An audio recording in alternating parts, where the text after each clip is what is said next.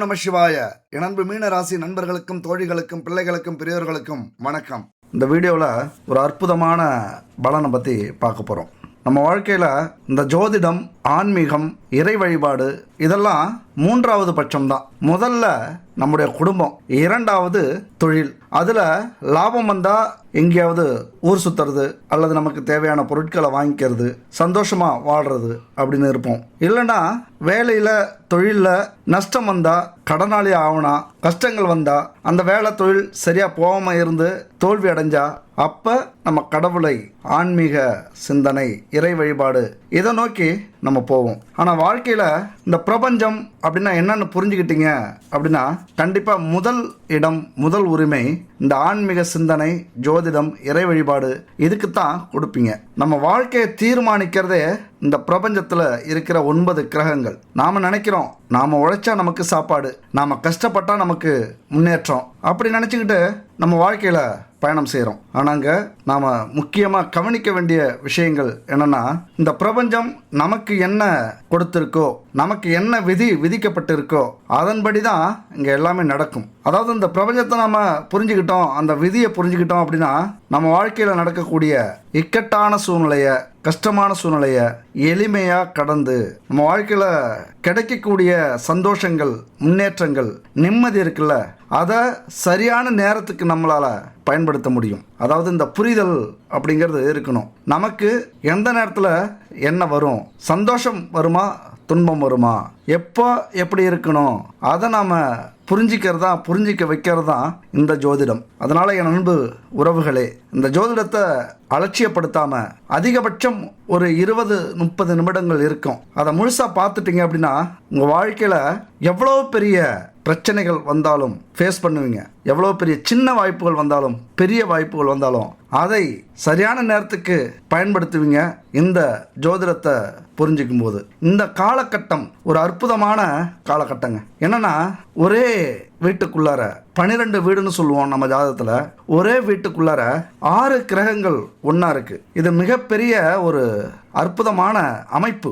அதே நேரத்தில் பலருக்கு கொஞ்சம் பயமும் இருக்கும். ஒரே வீட்டில் 6 கிரகங்கள் இருக்கும்போது நம்ம வாழ்க்கையில் என்னென்ன நடக்குமோ, எப்படி நடக்குமோ, அந்த கிரகங்கள்லாம் நமக்கு நல்லது செய்யக்கூடிய கிரகமா அப்படிங்கிற பயம்லாம் நமக்கு வரும். அந்த பயம்லாம் வராமல் அப்படியே நம்மளை பயமுறுத்தினாலும் அதற்கு நம்ம தெளிவாக அதை கையாண்டோம் அப்படின்னா கண்டிப்பாக ஈஸியாக கடந்து போயிடலாம். என் அன்பு சகோதர சகோதரிகளே, ஒரு அற்புதமான 6 கிரகங்கள் உங்களுடைய ஒரு வீட்டில் இருக்குது. அது என்ன செய்ய போகுது, எப்படி உங்கள் வாழ்க்கையை வழி நடத்த போகுது, அதை நீங்கள் எப்படி பயன்படுத்தலாம், அதிலிருந்து எப்படி மீண்டு வரலாம் அப்படிங்கிறத பற்றிலாம் தெளிவாக இந்த வீடியோவில் நம்ம உங்களோட பகிர்ந்துக்கிறோம். இது ஒரு சின்ன விளம்பரம் தான். Good baby Jaishan India private limited.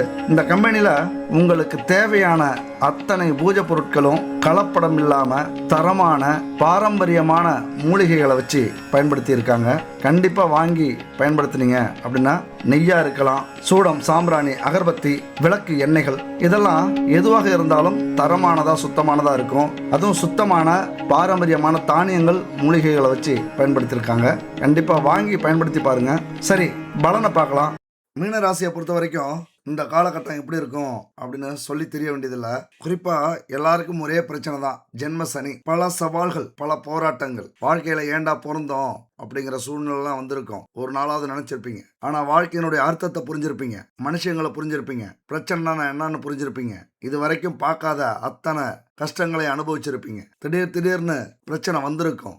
திடீர்னு ஒரு பிரச்சனை வந்தால் அதை எப்படி சமாளிக்கணும் அப்படிங்கிற ஒரு எச்சரிக்கை உணர்வு உங்களுக்கு ஏற்பட்டிருக்கும். பல அனுபவங்களையும் ஆளுமைகளையும் நீங்க கத்துக்கிட்டு இருந்திருப்பீங்க. குடும்பத்துல பல வழியில செலவு வந்திருக்கும். அது விரைய செலவா இருந்திருக்கும். கடன் வாங்கி இருப்பீங்க. சம்பாதிக்கிற பணம் பத்தாம போயிருக்கும். ஒரு பெரிய குழப்பம் உருவாகி இருக்கும். எதனால வேலை போச்சு, அல்லது எதனால ஒரு நோய் வந்தது, எதனால விபத்து வந்தது, குடும்பத்துல ஏன் பிரச்சனை வருது, மேல் அதிகாரிகளுக்கும் நமக்கும் எதுக்கு பிரச்சனை இருந்துகிட்டே இருக்கு, ஏன் விவாதம், வாக்குவாதம் இருந்துகிட்டே இருக்கு அப்படிங்கிறதுலாம் ஒரு பெரிய குழப்பமா உங்களுக்கு இருக்கும்.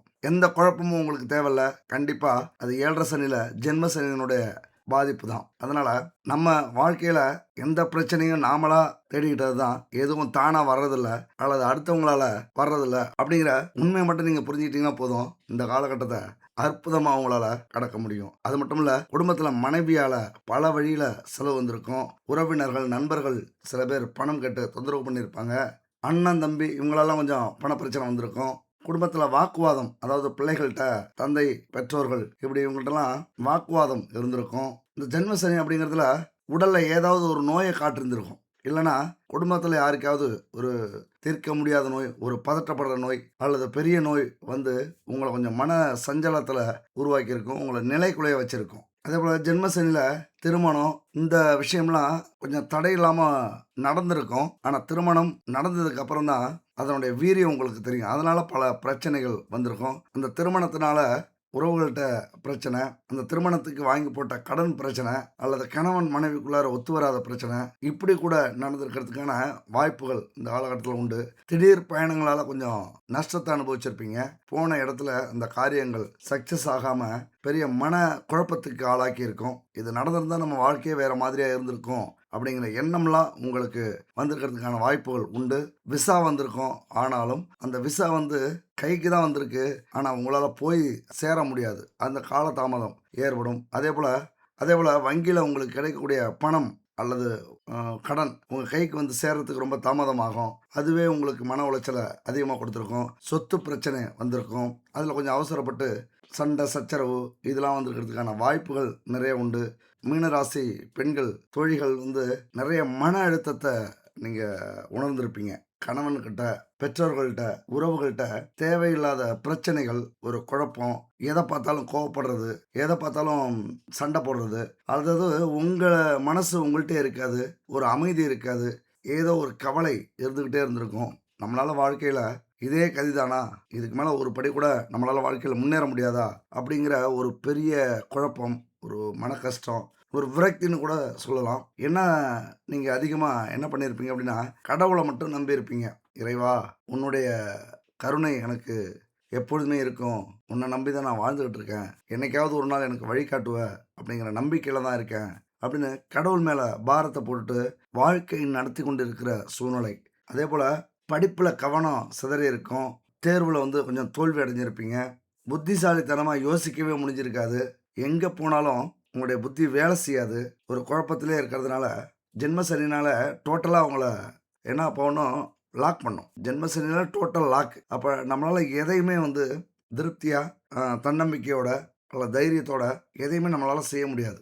அந்த மாதிரியான அனுபவம் இந்த காலகட்டத்தில் உங்களுக்கு நிறைய கிடைச்சிருக்கும். என் அன்பு மீனராசி நண்பர்களே, தோழிகளே, அதுக்கெல்லாம் ஒரு அற்புதமான ஒரு விடிவு காலமாக இந்த 6 கிரகத்தினுடைய சேர்க்கை உங்களுக்கு உண்மையாக சூப்பர் பலனை கொடுக்க போகுது.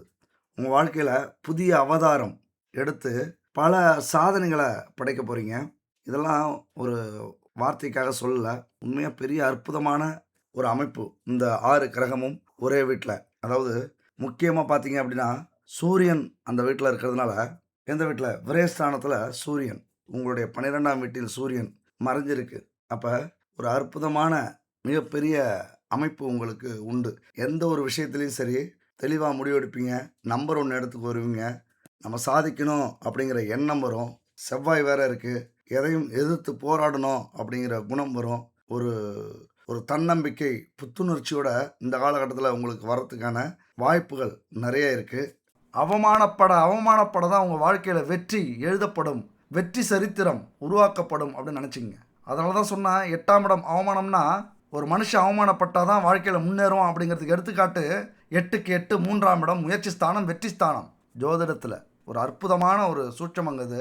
அதனால தான் அவமானப்பட்ட மனுஷனால் மட்டும்தான் வாழ்க்கையில் வெற்றி பெற முடியும் அப்படிங்கிறது ஒரு பெரிய சூட்சமம், ஒரு தத்துவமே அதுதான்.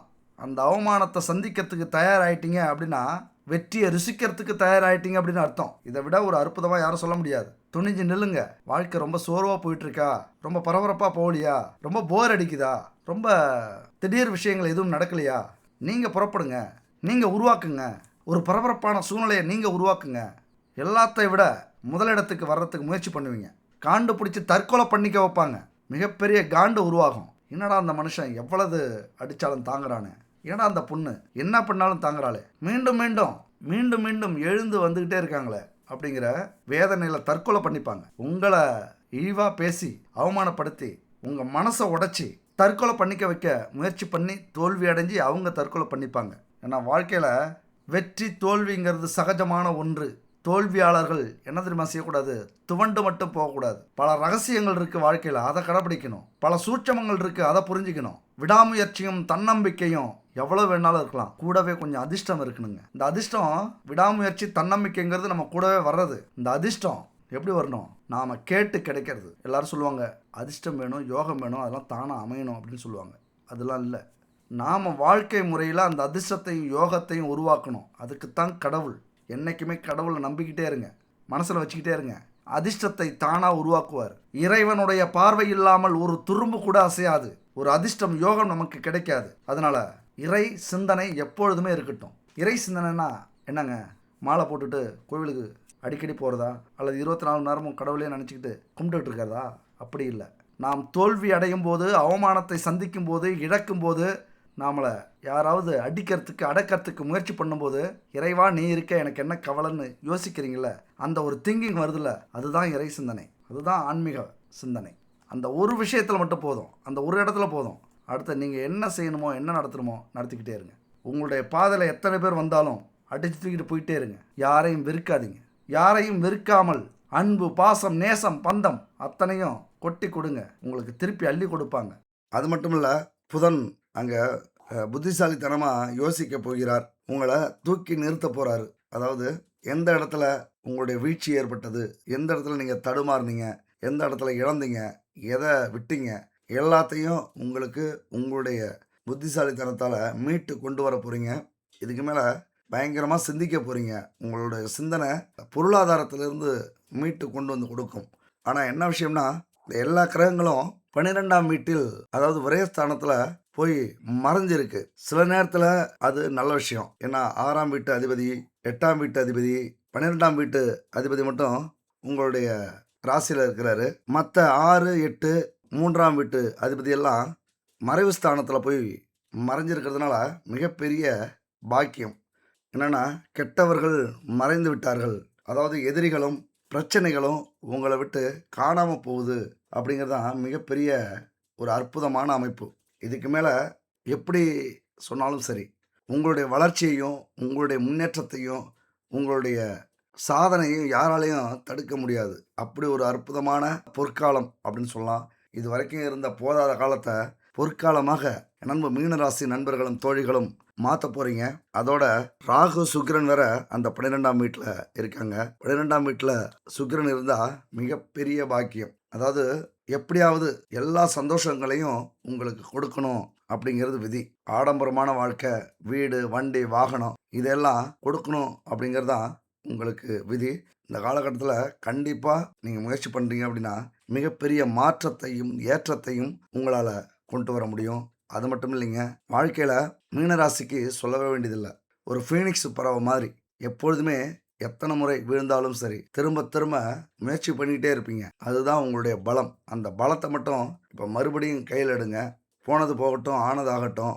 உங்களுடைய குணம், இந்த பிரபஞ்சம் கொடுத்த அந்த பவர் இருக்குல்ல, எத்தனை முறை தோத்தாலும் மீண்டும் மீண்டும் முயற்சி பண்ணுற அந்த பவரை கையில் எடுக்கிறீங்க அப்படின்னா மிகப்பெரிய மாற்றத்தை உங்கள் வாழ்க்கையில் 100% எடுத்துகிட்டு வர முடியும். அது மட்டும் இல்லைங்க, அங்கேருந்து இந்த 6 கிரகங்களும் எங்கே பார்க்குறாங்க அப்படின்னா உங்களுடைய கடன், நோய், எதிரி ஸ்தானத்தை பார்க்குறாங்க. எதிரிகள் காணாமல் போவாங்க. நீங்கள் வேணா போய் பாருங்கள், சொல்லி அடிப்பீங்க. இந்த நேரம் அற்புதமான நேரம். அதோட கடன் காணாமல் போயிடும். 100% நம்புங்க. கடன் காணாமல் போயிடும். அந்த கடனை எப்படி அடைக்கிறது, எந்த வழியில் அடைக்கிறது, அல்லது எந்த லாபத்தில் அடைக்கிறது, எந்த பணத்தில் அடைக்கிறது, இப்படி பல முயற்சிகளோட, பல சிந்தனைகளோட, பல வேலை தொழிலோட அந்த கடனை எப்படியாவது அடைக்கிறதுக்கு முயற்சி எடுப்பீங்க. அதிர்ஷ்டம் மாதிரி அந்த கடனை அடைக்கிறதுக்கான அத்தனை வாய்ப்புகளும் உங்களுக்கு கிடைக்கும். அதுதான் இந்த காலகட்டத்தில் நீங்கள் ரொம்ப கவனிக்க வேண்டிய விஷயம். அது மட்டும் இல்லை, நண்பர் மீனராசி உறவுகளே, வாய்ப்புகளை மிஸ் பண்ணாதீங்க. அலட்சியமாக இருக்காதீங்க. இந்த அலட்சியமாக இருந்தது போதும் 5 வருஷமாக. இதுக்கு மேலே அலட்சியமாக இல்லாமல் பல வாய்ப்புகளை பயன்படுத்தி, ஏன்னா உங்களுக்கு ஏகப்பட்ட பிரச்சனை இருக்குது. அதையெல்லாம் சொன்னால் நீங்கள் சோர்வு அடைஞ்சிருவீங்க. உங்களால் முடியும் அப்படிங்கிற ஒரு நம்பிக்கை மட்டும்தான் உங்களுக்கு போதும். கண்டிப்பாக மீண்டு எழுந்து வருவீங்க. அது மட்டும் இல்லை, கடன், நோய், இந்த நோய் பிரச்சனை பெரும் பிரச்சனையாக இருக்கும். உங்களுக்கோ அல்லது உங்கள் குடும்பத்துக்கோ கண்டிப்பாக தானாக சரியாகக்கூடிய அமைப்பு. ஏன்னா 6 கிரகங்களும் அந்த வீட்டை பார்க்குறாங்க. நல்லவங்களும் பார்க்குறாங்க, கெட்டவங்களும் பார்க்குறாங்க. அதனால் கண்டிப்பாக நாம் நல்லதே நினைப்போம். அந்த 6 கிரக பார்வையும் உங்கள்கிட்ட இருக்கிற கடன் பிரச்சனையை, நோய் பிரச்சனையை, பண பிரச்சனையை கண்டிப்பாக தீர்க்கக்கூடிய அமைப்பு உண்டு. அது மட்டும் இல்லைங்க, உங்களுடைய ராசியில் இருக்கிற சனி இது வரைக்கும் உங்கள்கிட்ட இருந்து எடுத்தாலும் சரி, பல பிரச்சனைகளை கொடுத்தாலும் சரி, பல பாதிப்புகளை உங்களுக்கு கொண்டு வந்தாலும் சரி, பல அவமானங்களை ஏற்படுத்தினாலும் சரி, கொஞ்ச காலம் முடிஞ்சிருச்சு. அதாவது அவர் வரும்போது ஆரம்பத்தில் பல பிரச்சனைகளை கொடுத்து, அதுக்கப்புறம் அதை எப்படி நீங்கள் சமாளிக்கிறீங்களோ பாதிக்கு மேலே அள்ளி கொடுப்பார் பாருங்க. அதை யாராலையும் கொடுக்கவும் முடியாது, அதை யாராலையும் தடுக்கவும் முடியாது. அதனால் அந்த தன்னம்பிக்கை அல்லது நம்பிக்கை அப்படிங்கிறது ரொம்ப முக்கியம். நீங்கள் எப்பொழுதுமே சனி பகவானை நேசிக்கிறது ரொம்ப நல்லது. எந்த அளவுக்கு உங்களுடைய அதிபதி குருவை நேசிக்கிறீங்களோ அதே மாதிரி சனி பகவானை நேசிச்சிங்க அப்படின்னா வாழ்க்கையில் மிக உயர்ந்த இடத்துக்கு வரக்கூடிய அமைப்பு உங்களுக்கு 100% உண்டு. அதனால் சனி பகவானை நிறைய நேசிங்க, சனி பகவானுக்கு வழிபாடு நடத்துங்க, 4 பேரை மதியுங்க. சனி பகவானை பற்றி அடுத்த வீடியோவில் சொல்கிறோம்.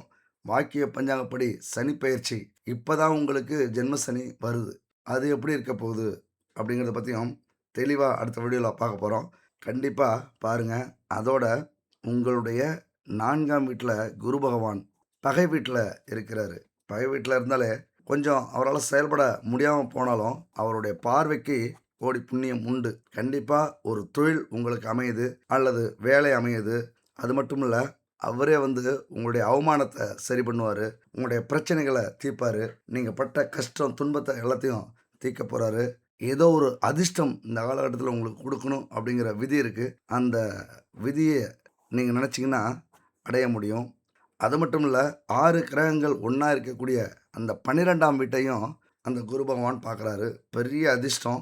அந்த 6 பேரையும், அதாவது நல்ல கிரகமோ கெட்ட கிரகமோ, அந்த 6 பேரையும் உங்களுக்கு சாதகமாக அந்த குரு பகவான் கண்டிப்பாக பயன்படுத்துவார். அதனால் எல்லாத்தையும் கடவுள் மேலே பாரத்தை போட்டுட்டு வாழ்க்கை அப்படிங்கிறது வாழ்ந்து பார்க்குறதுக்காக இதை மட்டும் மனசில் நினச்சிக்கிட்டு எப்படியாவது இப்போ இருக்கிற இந்த ஜென்ம சனியை கடந்து மீண்டு வந்துட்டீங்க அப்படின்னா ஒரு சொர்க்கம் அப்படிங்கிறது கண்டிப்பாக உங்களுக்கு தெரிய போகுது. ஒரு விஷயம் உங்களுக்கு தெரியுமா? தாமஸ் ஆல்வா எடிசன் கதை கேட்டிருப்பீங்க. எதை பற்றியுமே கவலைப்பட மாட்டார். அவருடைய தேடல், அவருடைய முயற்சி, அவருடைய தோல்விகள் அத்தனையும் வெற்றிக்கு வழிவகுத்திருக்கு. 10,000 முறை மின்விளக்கை கண்டுபிடிக்கிறதுக்கு தோற்றுருக்காரு. 10,000 தோல்விகளை அனுபவமாக கொண்டிருக்காரு. ஒரு முறை சொன்னாராம், 10,000 முறை நான் தோக்கல, 10,000 முறை வேலை செய்யாத வழிகளை கண்டுபிடித்திருக்கிறேன் அப்படின்னாராம். அவருடைய அந்த மோட்டிவேஷனை பாருங்கள், அந்த தன்னம்பிக்கையை பாருங்கள். ஐயோ 10,000 முறை தோத்துட்டோமே, இதுக்கு மேலே கண்டுபிடிக்க வேண்டாம் அப்படிலாம் நினைக்கல. நம்மளாலே முடியும், அது தோல்விக்கான வழி அப்படின்னு கண்டுபிடிச்சிருக்காரு. அதுக்கப்புறம் மின்விளக்கு கண்டுபிடிச்சாரு. அதுக்கு பிறகு 1000 கண்டுபிடிப்புகளை கண்டுபிடித்து உலக புகழ் பெற்றிருக்கிறார். அந்த மாதிரி தன்னம்பிக்கை, ஒரு தைரியம், விடாமுயற்சி, வாழ்க்கையை என்ஜாய் பண்ணுறது, உழைப்பை என்ஜாய் பண்ணுறது, தேடுறது, தோல்விகளை ரசிக்கிறது, இதெல்லாம் சேர்ந்த ஒருத்தனால தான் இந்த மாதிரியான கண்டுபிடிப்புகளை கண்டுபிடிக்க முடியும். நீங்களும் அப்படி தான். தோல்வி அப்படிங்கிறது முடிவல்ல, அது வெற்றிக்கான முதல் படி. கேள்விப்பட்டிருப்பீங்க. தடைகளை கண்டு அஞ்சாமல் தொடர்ந்து முயற்சிப்பவர்களுக்கு இந்த வெற்றி நிச்சயப்படும். எவ்வளவு துன்பம் கஷ்டம் வந்தாலும் சிரிச்சுக்கிட்டு இறைவனை நினச்சிக்கிங்க. உங்களுக்கு இஷ்ட தெய்வம்னு இருக்கும், அந்த இறைவனை நினச்சிக்கிட்டு, அந்த தெய்வத்தை நினச்சிக்கிட்டு எல்லாம் அவன் செயல். எப்படி? எல்லாம் அவன் செயல் அப்படிங்கிற அறநெறியை கடைபிடிச்சிங்க, தான தர்மங்களை செய்கிறீங்க அப்படின்னா உங்கள் வாழ்க்கை அப்படிங்கிறது சொர்க்கம் மாதிரி இருக்கும். ஏன்னா இறை வழிபாடு தான் நீங்கள் யார், எதற்காக பிறந்தீங்க, உங்கள் வாழ்க்கையில் என்ன சாதிக்க போகிறீங்க, என்னவா நீங்கள் மாற போகிறீங்க அப்படிங்கிறதெல்லாம் இறை வழிபாட்டில் தான் இருக்கும். இதை உணர்ந்துக்கிட்டீங்க அப்படின்னா எல்லாமே ஜெயம்தான். இப்போ ஒரு முக்கியமான பரிகாரத்தை ஒன்று நம்ம பார்ப்போம். முக்கியமான பரிகாரம் அப்படின்னா, எவ்வளோதோ தோல்வி உங்களுக்கு இருந்திருக்கும், போராடிக்கிட்டே இருப்பீங்க. வெற்றியை பார்க்குறது அவ்வளோ சாதாரண விஷயம் கிடையாது. எத்தனை முறை வேணாலும் தோல்வியை பார்க்கலாம், அவமானத்தை சந்திக்கலாம். ஆனால் வெற்றியையும் புகழையும் அடையணும் அப்படின்னா பல ஆயிரம் தோல்விகள், பல ஆயிரம் அவமானங்கள், பல ஆயிரம் உழைப்புகள், பல ஆயிரம் முயற்சிகள், அதுக்கப்புறம் தான் பார்க்க முடியும் அந்த வெற்றியை. அந்த வெற்றி உங்களுக்கு உங்கள் வாழ்க்கையில் உழைப்புக்கேற்ற ஊதியமும் வெற்றியும் கிடைக்கணும் அப்படின்னா அந்த பரிகாரத்தை செய்யுங்க. அங்காள பரமேஸ்வரி மிகப்பெரிய சக்தி கொண்டவள். உங்கள் ஊருக்கு பக்கத்தில் அல்லது உங்கள் ஊர்லேயே சிவன் கோவில் இருந்ததுன்னா சிவன் கோவிலுக்கு போய் அங்காள பரமேஸ்வரி அப்படிங்கிற சிலை இருக்கும். கண்டிப்பாக ஒரு 5 நிமிஷம் அல்லது 10 நிமிஷம் உட்கார்ந்து உங்களுக்கு என்ன பிரச்சனை இருக்கோ அத்தனை பிரச்சனையும் அங்கே கொட்டுங்க. அத்தனை நெகட்டிவ் பாயிண்ட்டையும் அங்கே சொல்லுங்கள். வெளியே எக்காரணத்தை கொண்டும் நெகட்டிவ் பாயிண்ட்டை வச்சுக்காதீங்க. அத்தனை பிரச்சனைகளையும் சொல்லிவிட்டு நீ பார்த்துக்க பரமேஸ்வரி தாயே அப்படின்னு கும்பிட்டுட்டு நெய் கொண்டு போங்க, சுத்தமான நெய். அந்த நெய்யை அங்கே இருக்கிற விளக்கில் ஊற்றி தீபம் ஏற்றிட்டு வாங்க. இந்த மாதிரி 9 வெள்ளிக்கிழமை, கண்டிப்பாக 9 வெள்ளிக்கிழமை அங்காள பரமேஸ்வரியை நெய் தீபம் ஏற்றி உங்களுடைய மனக்குமரலை, உங்களுடைய கஷ்டத்தை, துன்பத்தை, துரோகிகளை பற்றி சொல்லிட்டு வரீங்க அப்படின்னா அந்த நிமிஷத்திலேருந்து கவுண்ட் டவுன் ஸ்டார்ட். அந்த வெற்றியையும் புகழையும் உங்கள் காலடியில் கொண்டு வந்து சேர்ப்பாள் அந்த அங்காள பரமேஸ்வரி. எங்கே இருந்தாலும் சரி, கோவில் பக்கத்து ஊர்லேயே இருக்கலாம், 15 கிலோமீட்டர் தாண்டியும் இருக்கலாம், எங்கே இருந்தாலும் போய் பார்த்துட்டு வாங்க. 7 வெள்ளிக்கிழமை விடாமல் தொடர்ந்து போங்க. அப்படி முடியலைங்க, அப்படி போக முடியல அப்படின்னா உங்கள் வீட்டில் பூஜை அறை இருக்கும், அல்லது தீபம் ஏற்றுற இடமாவது இருக்கும். குளிச்சுட்டு வெள்ளிக்கிழமை காலையில் 9 to 10, இல்லைன்னா 6 to 7 ஈவினிங், இந்த டைமில் ஒரு தீபம் ஏற்றி இந்த மந்திரத்தை சொல்லுங்கள் 9 முறை. ஸ்க்ரீனில் இருக்குது பாருங்கள், ஸ்க்ரீன்ஷாட் எடுத்துங்க, இல்லைனா பார்த்து படிச்சுக்கங்க. உலக்குடி வேதியரேந்தல் மேல்மலையனூர் அங்காள பரமேஸ்வரி தாயே, எனக்கு வாழ்வில் கிடைக்க வேண்டிய நியாயமான வெற்றியை கிடைக்க செய்ய வேண்டும் அப்படின்னு 9 முறை சொல்லுங்கள். ஒவ்வொரு வெள்ளிக்கிழமையும் உங்கள் வாழ்க்கையில் அந்த வெற்றியை, அந்த புகழை அள்ளி கொடுப்பாள் அந்த பரமேஸ்வரி. ஒன்று மட்டும் புரிஞ்சுக்கங்க. கடைசியாக என்ன சொல்ல வரேன் அப்படின்னா, எதையுமே ஜெயிக்கிறதுக்கு இலக்கை நிர்ணயிக்கணும். இலக்கு இல்லாமல் நம்ம ஓடணும் அப்படின்னா அதற்கு எல்லையே இருக்காது. இலக்கை நிர்ணயித்து விட்டால் அதிலிருந்து எக்காரணத்தை கொண்டும் உங்களால் பின்வாங்கவே முடியாது. அதில் ஜெயிச்சே தீருவீங்க. செய் அல்லது செத்துமடி அப்படிங்கிறதுல குறியாக இருக்கணும். ஜெயிச்சே ஆகணும். நிறைய கனவு காணுங்க என் அன்பு உறவுகளே. உங்களுடைய கனவு தான் உங்களை தூங்க விடாமல் உழைக்க செய்து அந்த வெற்றியை அடைய வைக்கும். இதுதான் தனிப்பட்ட வளர்ச்சிக்கும் தொழிலுக்கும் நன்மை சேர்க்கும். அடுத்தவங்களை பார்த்து வாயை பிளந்தது வரைக்கும் போதும். இந்த ஊரே நம்மளை பார்த்து பெருமைப்படணும். இந்த உலகம் நீங்கள் யாருன்னு இனிமேல் பார்க்க போகுது. தூங்கிட்டு இருந்தீங்க, போதும் புதிய அவதாரம் எடுத்து, ஏன்னா காலப்புருஷ தத்துவத்தின்படி லாப வீட்டில் 6 கிரகங்கள் இருக்குது. புதிய அவதாரம் எடுத்து ஜெயிக்க வேண்டிய காலகட்டம் இது. என் அன்பு உறவுகளே, குறிப்பாக நீங்கள் ஜெயிக்கணும் அப்படின்னா இலக்குகளை நிர்ணயம் செய்யுங்க. அப்போ தான் உற்சாகமாக செயல்பட முடியும். சாதனையை சாத்தியப்படுத்துவதற்கான வாய்ப்புகளை எளிமையாக்க முடியும். நிறைய எழுதி வைங்க. இதை சாதிக்க போகிறோம், இதை அடைய போகிறோம், இதை அடைஞ்சே தீரணும் அப்படின்னு உங்களது குறிக்கோளை சின்னதாக எழுதி வைங்க. சின்னதாக எழுதி வைக்கும்போது தான் அதை அடையும் போது ஆர்வம் இருந்துக்கிட்டே இருக்கும். அடுத்தடுத்த குறிக்கோளை நோக்கி போயிட்டே இருப்பீங்க. அது உங்கள் வெற்றிக்கும் வித்துடும், மகிழ்ச்சிக்கும் வித்துடும். வாழ்க்கையில் ஒரு மிகப்பெரிய திருப்தி இருக்கும். உழைப்பே உயர்வு தரும், உழைக்காமை தோல்வி தரும். இலட்சியம் இருந்தால் முயற்சி வரும், முயற்சி செய்தால் நேரம் வரும், நேரம் வந்தால் வாய்ப்பு வரும், வாய்ப்பை பிடித்தால் வெற்றிகள் உங்களை தேடி வரும். அடுத்த ஒரு அற்புதமான வீடியோவில் சந்திப்போம். நன்றி, வணக்கம் உறவுகளே.